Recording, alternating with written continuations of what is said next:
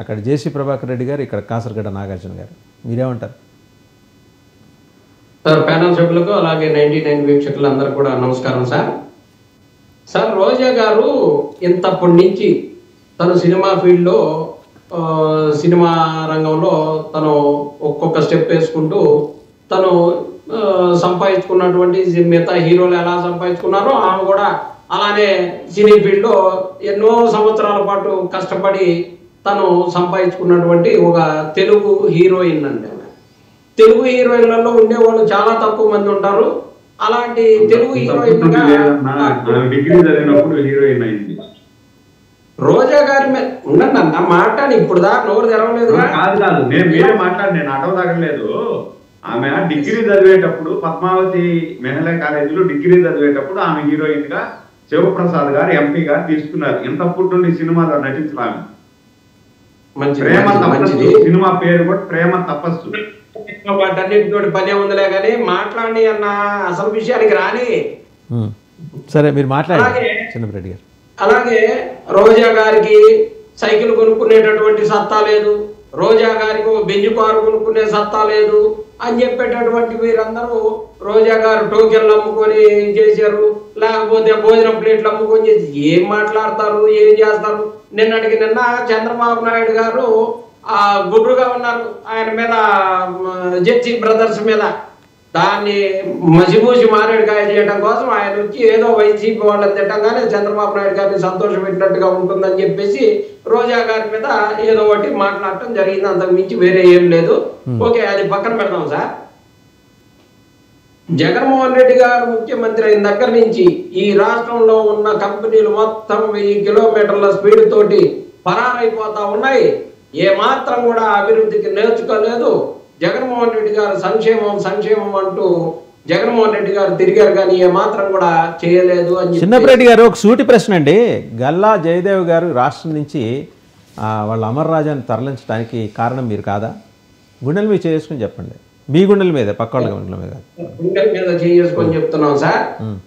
ఆయనకి హైదరాబాద్ లో మంచి సోర్సెస్ ఉన్నాయని, ఈ రాష్ట్రంలో కన్నా కూడా నాకు హైదరాబాద్ లో మంచి స్థలాలు ఇస్తారనో లేకపోతే ఆయన ఉన్నటువంటి ఏదో అవకాశాల కోసం ఆయన పోయిందే కానీ ఈ రోజు రాష్ట్రం మీద ప్రేమ ఉండుంటే ఈ రోజు ప్రభుత్వం ఉంది కదా, పెట్టమనండి. నిజంగా ఆయన వచ్చి పెట్టమనండి సార్. ఇప్పుడు అర్థమైంది కదా అసలు వాస్తవం ఏందో.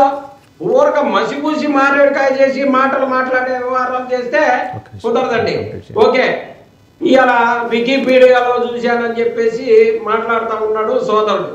సార్, ప్రపంచంలోనే అతిపెద్ద ఇంటిగ్రేటెడ్ రెన్యూవబుల్ ఎనర్జీ సోర్సెస్ సంబంధించినటువంటి ప్రాజెక్ట్ని, ప్రపంచంలోనే అతి పెద్దదైనటువంటి ప్రాజెక్ట్ని జగన్మోహన్ రెడ్డి గారు మే 17వ తారీఖు 2022వ సంవత్సరంలో స్టార్ట్ చేయడం జరిగింది సార్. కర్నూలు జిల్లా ఓర్వకల్లు మండలం గుమ్మితం తండాలో సార్ గ్రీన్ కో ఎనర్జీస్ అనేటటువంటి 5230 మెగావాట్లు సార్, 4766 ఎకరాల ఏర్పాటు చేసి వాటన్నిటికి సోలార్, విండ్, హైడల్ ప్రాజెక్టు మొత్తం కూడా ఒకే చోట ఉండేటట్టు ప్రపంచంలో ఎక్కడా లేదు ఇటువంటి ప్రాజెక్టు జగన్మోహన్ రెడ్డి గారు స్టార్ట్ చేశారు సార్.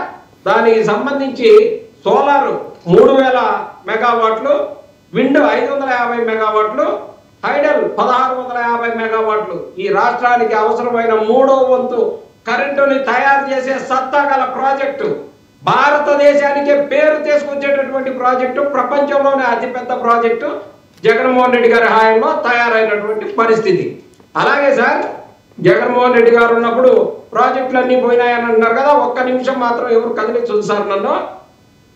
జగన్మోహన్ రెడ్డి గారు ముఖ్యమంత్రి అయిన తర్వాత Greenko, Pepper electric bus, NTPC green హైడ్రాల్, Jindal steels, Aditya Birla, Century plywoods, Panasonic list వద్దులేండి, క్లుప్తంగా చెప్పండి.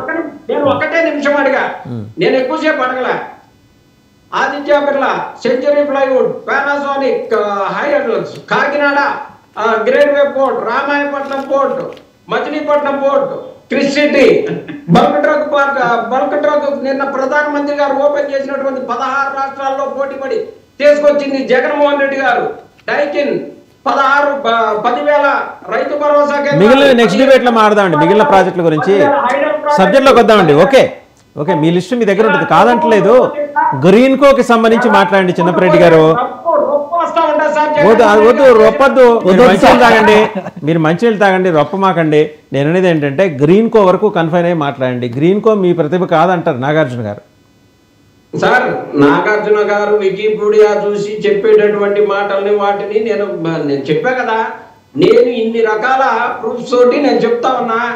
ఇది కాదు అని చెప్పేసి చెప్పానండి. నిజంగా చంద్రబాబు నాయుడు గారు కనుక పునాదేశి ఉన్నటువంటి పరిస్థితి అయితే, చంద్రబాబు నాయుడు గారు అసలు ఎప్పుడో పురాతన కాలంలో కాంగ్రెస్ పార్టీ చేసినటువంటి హైటెక్ సిటీకి సంబంధించినటువంటి దాన్ని అసలు నేనే తెచ్చాను ఈ రోజు కూడా చెప్పుకునేటటువంటి మనిషి. అలాంటిది పవన్ కళ్యాణ్ గారు పోయి నిన్న పొగుడుతూ ఉంటే చంద్రబాబు నాయుడు గారు ఊరుకుంటారా సార్? చంద్రబాబు నాయుడు గారు 1-10 సార్లు చెప్పించుకోవడానికి అధ్యక్షులు ఆయన చెప్పుకోకుండా ఉంటారా సార్? సార్ ఇప్పుడు ఒక క్వశ్చన్ సార్, జగదీష్ గారు కూడా 50,000 మందికి ఉపాధి కల్పించేటటువంటి ప్రాజెక్టు జగన్మోహన్ రెడ్డి గారు తీసుకొచ్చారని చెప్పేసి ఆయన అప్పుడు కళ్ళు తెరిచి అప్పుడు చూశాడు సార్. అప్పుడు అర్థమైంది ఆయనకి జగన్మోహన్ రెడ్డి గారి సత్తా. అభివృద్ధి అనేది జగన్మోహన్ రెడ్డి గారు చేసినట్టుగా ఎవరు చేయలేదు అనేటటువంటి రైట్. జగదీష్ గారు మాట్లాడతారు. రైట్, జగదీష్ గారు. సో ఇదండి బెంజ్ కార్ దగ్గర నుంచి గ్రీన్ కో దాకా ఇవాళ పండగకు ఒక రోజు ముందు మనం ఇవన్నీ మాట్లాడుకుంటున్నాం. బెంజ్ కార్ సులువుగా ఎలా సంపాదించవచ్చో చాలా ఈజీగా చెప్పేశారు. జేసీ ప్రభాకర్ రెడ్డి గారు రహస్యం బయట అందరికీ చెప్పేశారు. ఇంకా అందరూ తిరుమల కొండ మీద పడతారు, టోకెన్లు